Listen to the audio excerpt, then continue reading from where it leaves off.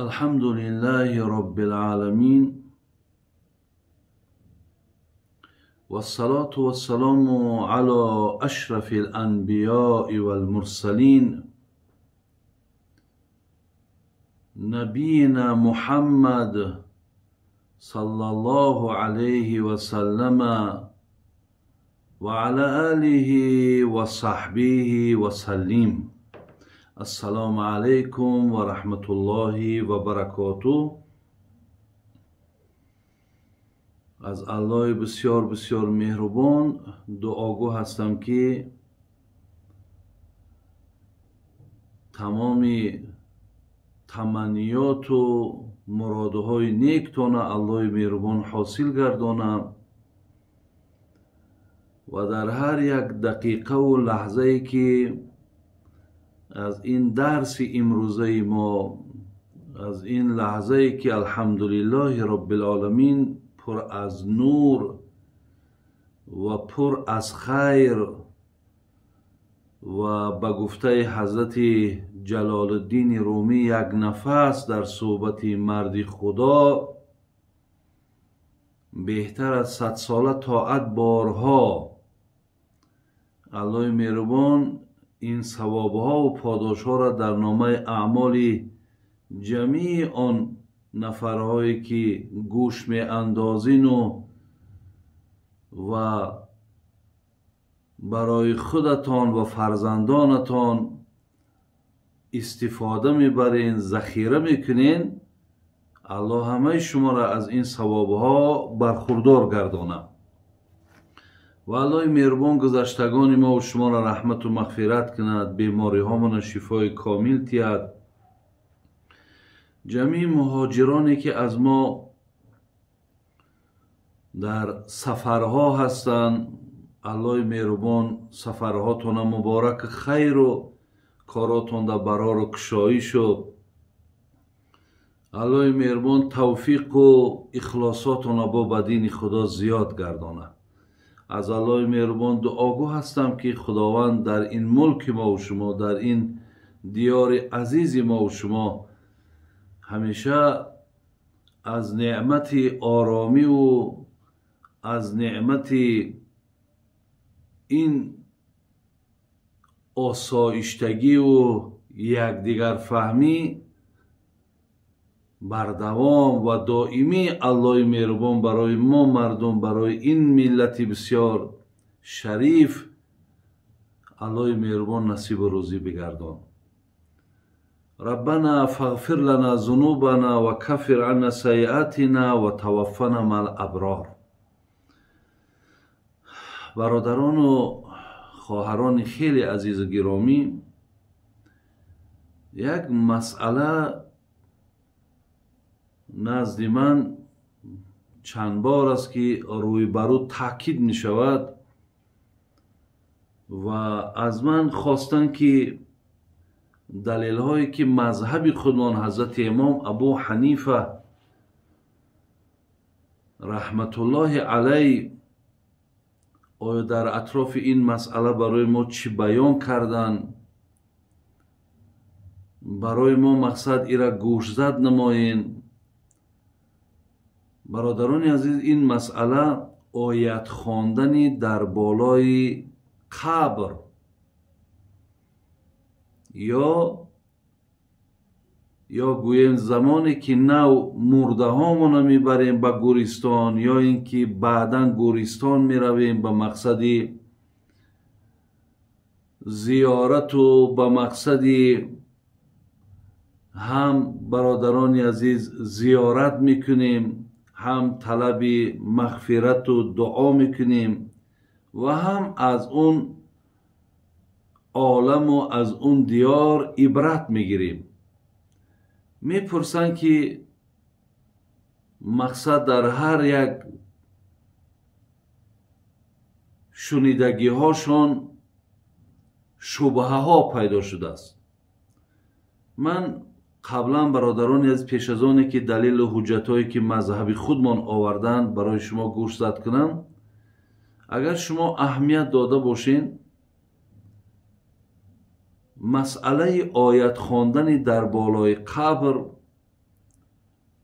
هیچگاه در مردم این تاجیک ما چندین ساله که خلاص اینا ما اگر یادی داشتگی ما نبگیریم ممکن 30-40 سال همین گپ ها نبود.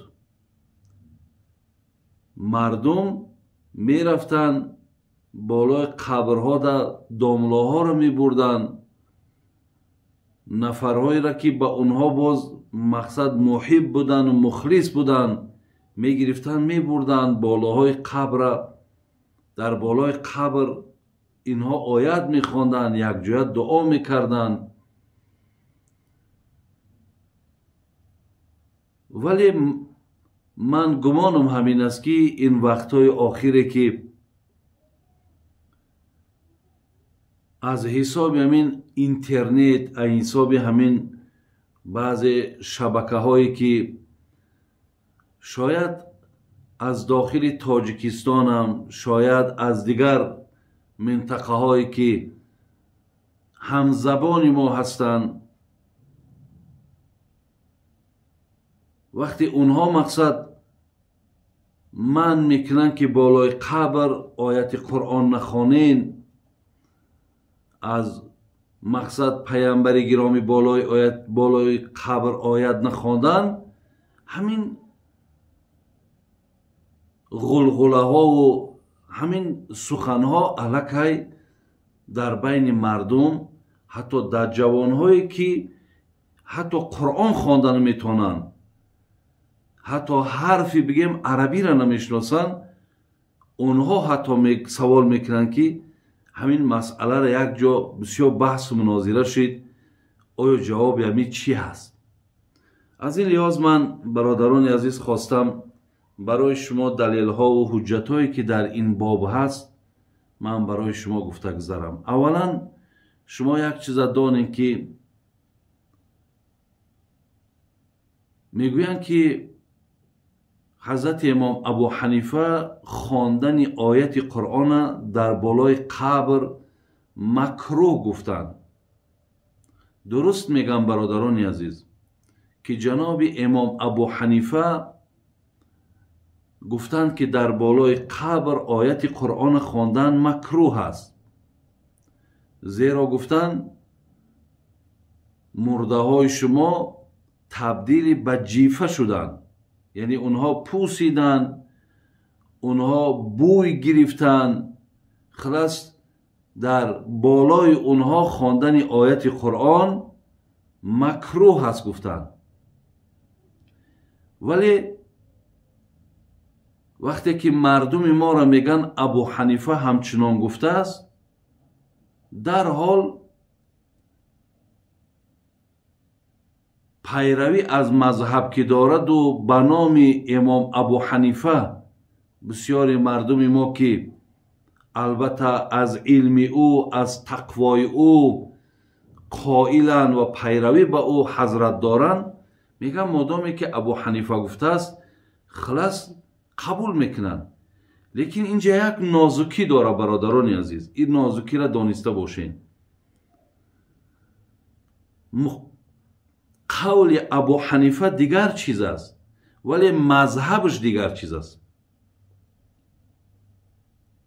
این یکی از آزادی هایی که در مذهب امام ابو حنیفه هست. این را بگیم یک برای چی یک مذهب آزاد، یعنی هر کس میتواند که اندیشه خود چه گوید و بسیاری از مسائلی هست در نفرهایی که اگر خوانده باشن مختصر الوقایه، خوانده باشن شرح الوقایه، خوانده باشن اگر هدایه شریف یا دیگر کتاب‌های مذهبی خودمون که خیلی عددشون زیاد است، اگر خوانده باشن در بسیاری از مسئله و مسائل ها شاگردهای معروف و مشهورش که ابو یوسف و امام محمد هست اختلاف کرده گیان در قول حضرت امام ابو حنیفه. یعنی با امام ابو حنیفه در بسیاری از مسائل گوییم که حتی اتفاق نیستند. این معنای او را ندارد که این مذهب یک مذهب پراکنده است. این معنای او را دارد که ببین هر نفر مقصد میتونست که شاگردهاش هم نزد او از علمهایی که داشتن، از خواندگی هایی که داشتن پیش حضرت آمده بیان میکردن و بعداً در عموم از روی اعتباری که پیدا میکرد یک مسئله حکم مسئله را صادر میکردن. از این لحاظ در مذهب یعنی قول ابو حنیفه دیگر است، مذهبش دیگر است. مذهبش برادر عزیز در مذهب امام ابو حنیفه فتوا به قول شاگردش امام محمد است. امام محمد رحمت الله علیه فرمود که خواندن آیت قرآن در بالای قبر این مستحب است. یعنی در خواندنش ما و شما برادر عزیز ثواب میگیریم. پس حکم بر همینه. یعنی شما اینقدر دانین که اینجا گپ در سر قول ابو حنیفه نمی رود، بلکه گپ در سر مذهبش می رود. ابو حنیفه گفت مکرو، ولی وقتی که مذهب که جمع می شوند همه شاگردها و مکتب ابو حنیفه وقتی جمع می شوند همه به یک قرار می آیند که خواندن آیت قرآن در بالای قبر این امر مستحب است، یعنی ثواب است برادر عزیز. برای این مسئله باید جای بحث و مناظره نداشته باشد. هیچ کس نمیتواند که از نام ابو حنیفه گوییم که هدف خودشه یا غرض خودشه در داخل مذهب ابو حنیفه مطرح کنه. باور کنیم برادران عزیز، بسیاری نفرهایی که پیروی ندارن از مذهب ابو حنیفه ولی از همین سخن ابو حنیفه استفاده میبرند تا همون مقصد خودش یا همون اعتقاد روشی را که خودش دارد که او خلاف مذهب ابو حنیفه است میخواهد که با این سخن ابو حنیفه تأثیر خودش در پیروای ابو حنیفه گذارد. برای این در کجایی که شما را گفتن ابو حنیفه گفته است بگین درست و خدا رحمت کنه ابو حنیفه را. ابو حنیفه مقصد عالم بود، هر چیزی که وی گوید درست، ولی مذهب ابو حنیفه چی میگه در این باب؟ از این لحاظ ما مقصد در مذهبش کار داریم.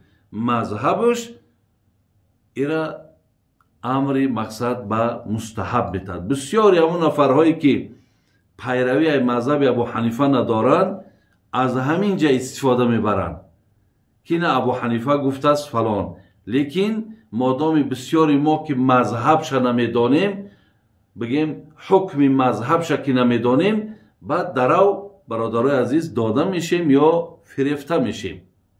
از این لحاظ حاضر من یک چند دلیل هایی که آوردن من برای شما میخوانم. خب میگد فقط ذهب جمهور الحنفیه و شافعیه و الحنابله الى انه لا نكره قراءة القرآن في المقابر بل يستحب. ببینید یعنی ایرا در حاشیه ابن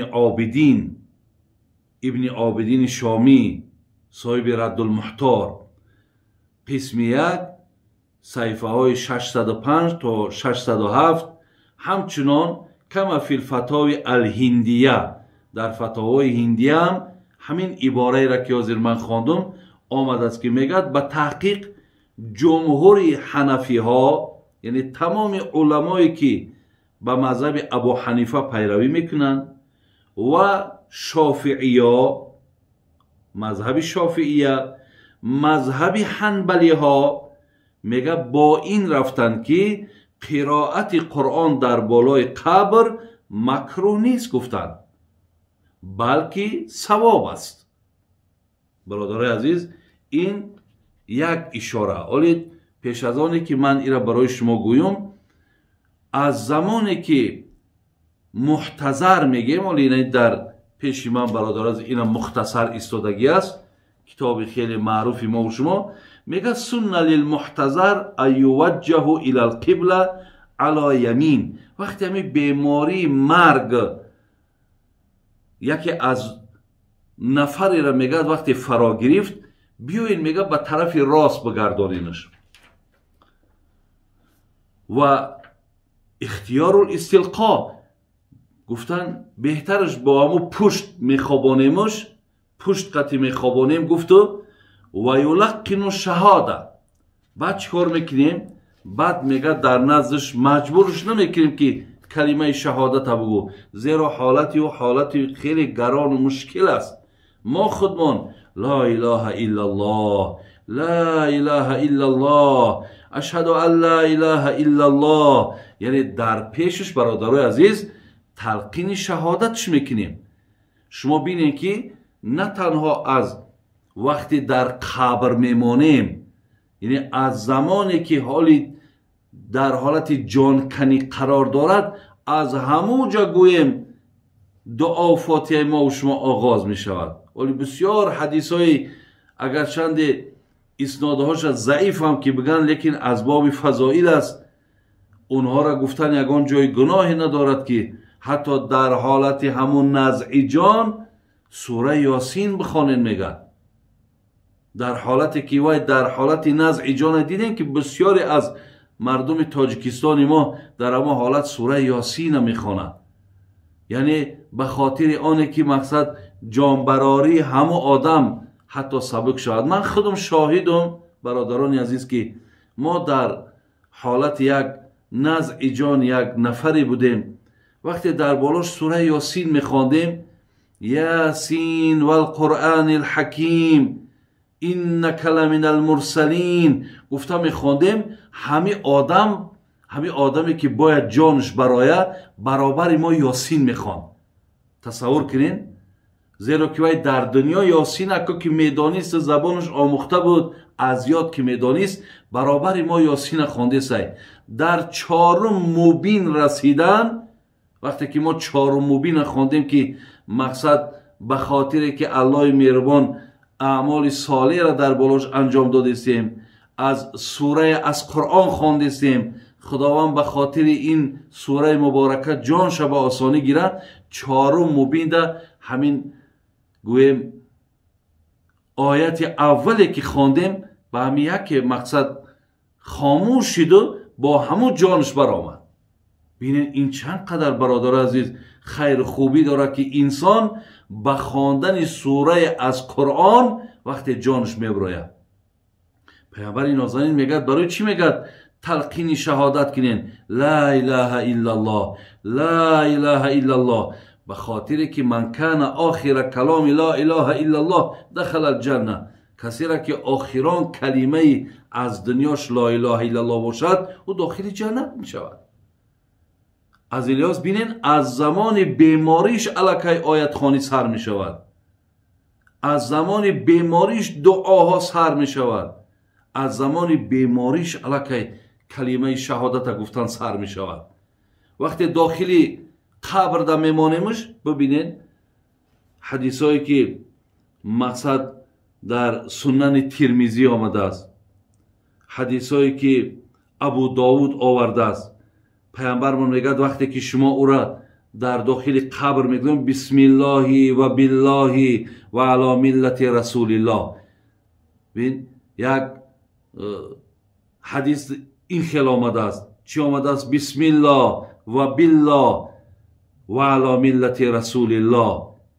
حدیث دیگرش آمده است بسم الله و علی ملت رسول الله. ببینین پروردگارا به نام تو و به ملت پیامبر گرامی تو ما ایرا مقصد در خانه آخرتش گسیل میکنیم، ما تسلیم میکنیم. ببینین حتی حالت بیماریش هم به آیت قرآن به دعا، حالت گذاشتنش هم پیامبر گرامی میگه شما بگیم بسم الله و بالله و علی ملت رسول الله، بسم الله و علی ملت رسول الله. شما با این کلمه ها مقصد، همه اینها دعا هستند، همه اینها معنای آیت دارند. در حالت داخل کردن میگد شما باید با این کلمه ها و این آیت ها مقصد او را وارد خانه قبر کنیم. وقتی که قبر را پوشانیدیم بود کردیم، انا که دیدیم که در اینجا آمد مثال همه علمای حنفی، شافعی، حنبلی به این رفتن که مستحب است، میگن هیچ باکی ندارد. این چنین برادرای عزیز از مذهب امام مالک علمای بسیار مشهورش مثل ابن رشد، ابن عربی، امام قرطبی و دیگران میگد، و دیگر علمای دیگر میگد معتقدند که تلاوت کردن قرآن و بخشیدن ثواب آن بر میت در قبرستان و در غیر آن برای مرده منفعت میبخشد. از جناب قرافی اینجا دا میارم برادرای عزیز که جناب قرافی چی گفت؟ و اما القراءه علی قبر، انا این سخنی را که الحال من در بالا خواندم، یعنی همین را با عباره های عربیش بگیم برادرای عزیز، انا آورد است که خواندن آیت قرآن نفعش به مرداتان میرسه. ایرا علمای مذهب امام مالک گفتن، امام قرطبی و جناب ابن رشد و ابن عربی. انا که برادران عزیز و گرامی، از علمای ما حنفی ها باشد علامه بدرالدین عینی که این خیلی مشهوره در بین مذهب ما و شما برادرای عزیز و گرامی، که یک کتاب دارد مشهورش عمدة القاری، یعنی شرح صحیح بخاری، امین بگیم صاحبش بدرالدین عینی هست. این حضرت هم برادرای عزیز انا یک میگه در امام بخاری یک عنوان داره، یک باب داره در که در بالای قبر انجام دادن موعظه، یعنی وقتی که مردم به قبر مشغولن و مرده دا گذاشتن دا مشغولن، یک نفر میگه باید موعظه کند. این با حدیث پیغمبر ثابت است.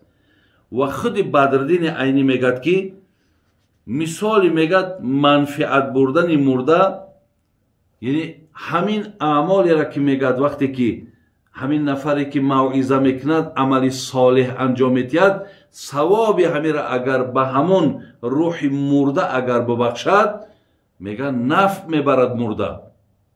ببینین نفع میبرد. این سخنی جناب بدرالدین عینی است. همچنان برادرای عزیز و گرامی، سخنی را که عمرو ابن عاص گفته بود، من یک بار دیگر هم تاکید کرده بودم، گفتن که اذا دفنتمونی فاقیموا حول قبری. این روایت مسلمه. عمرو ابن عاص گفت که وقتی که مرا میبرین در قبر میمونین، در بالای قبر ما به مقدار یک شتر کشتن و گوشت او را تقسیم کردن، مقصد بالای قبر من ایستادگری کنین تا من به شما انس بگیریم. میگه این سخن اصحاب پیغمبر، سخن صحابه پیغمبر حضرت عمرو ابن عاص.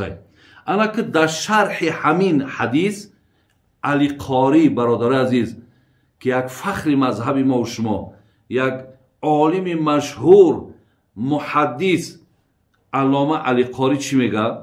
میگه که اینجا در برادرها در مرقات آورده استش، شرح مشکات، یعنی کتاب مشکات که اکثر علمای ما درسی میخوانیم، و شرح داره به نام مشکات در جلد 5 صفحه 463.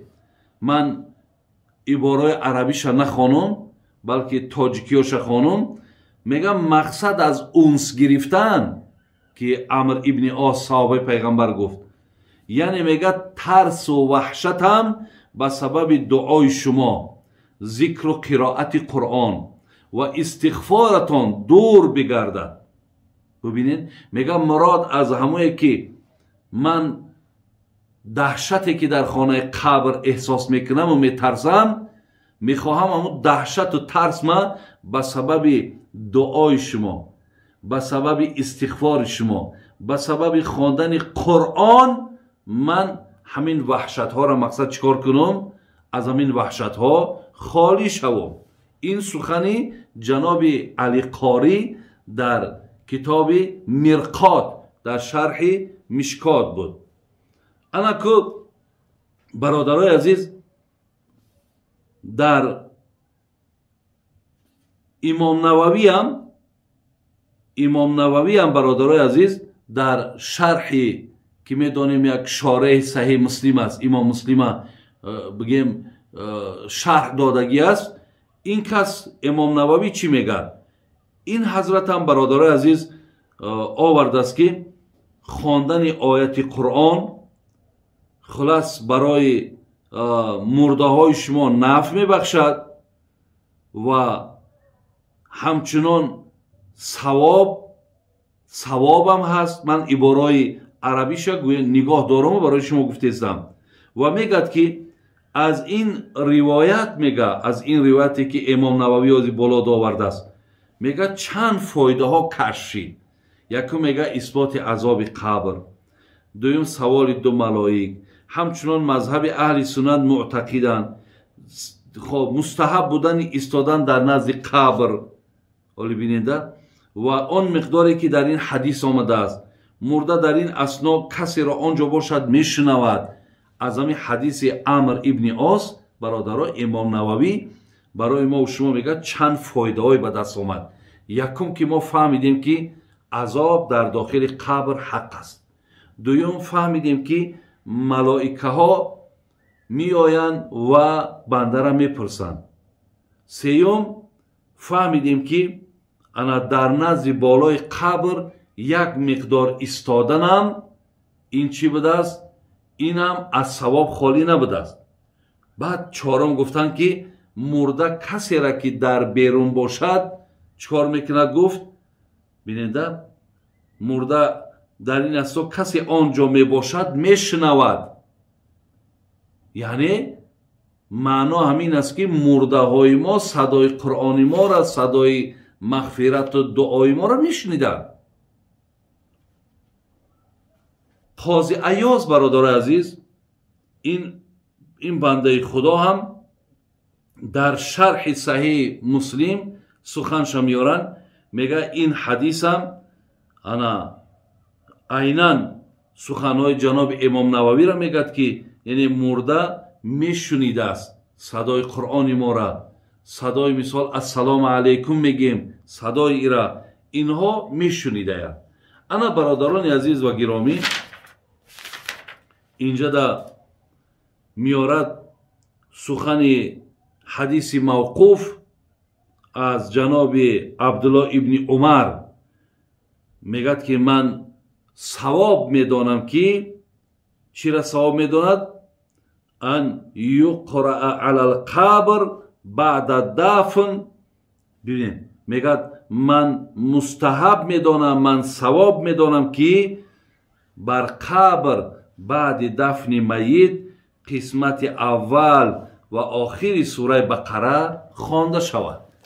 جناب عبدالله برادران عزیز، عبدالله ابن عمر بچه حضرت عمر میگد من ثواب میدانم، یعنی این کار خیر میدانم که وقتی که در بالای مرده اول و آخری سوره بقره خوانده شود.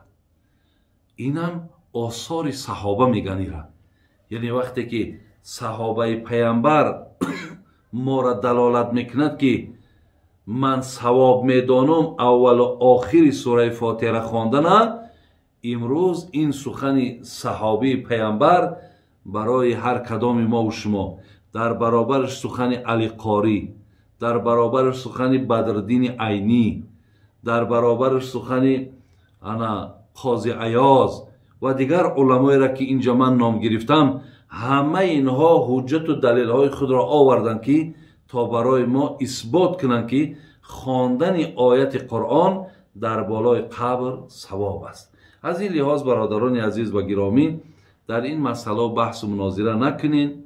مرده های ما نیازی بر این دارن.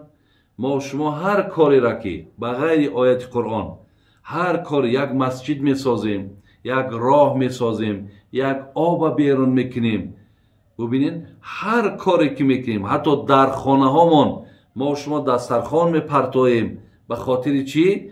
به خاطر که ثواب اینها بر روح مرده های ما برسد و اینها موافق اعتقاد ما و شما اهل سنت همینه که ثوابش میرسد.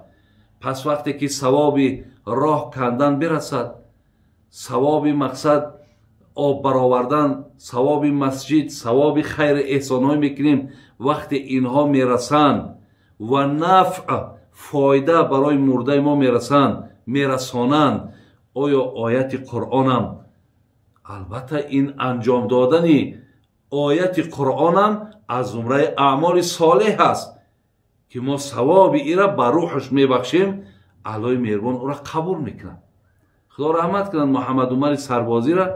این کس میگد که مردم انا دانند که قرآن بردن نزد قبر منعی، یعنی با خودت قرآن بگیری و برای در بالای قبر بخوانی، این منعی.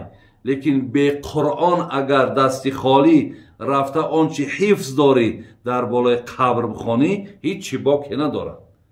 از این لحاظ برادران، این قدر علمای بزرگی که همه اینا مفسرن، اینا تفسیر قرآن میکنن، اینا تفسیر حدیث میکنن، با این علم و با این قدر ملکه و دانش، وقتی اینا ما را دلالت به این کار میکنن، برادران دیگر جای مراجعت برای ما چی در کار؟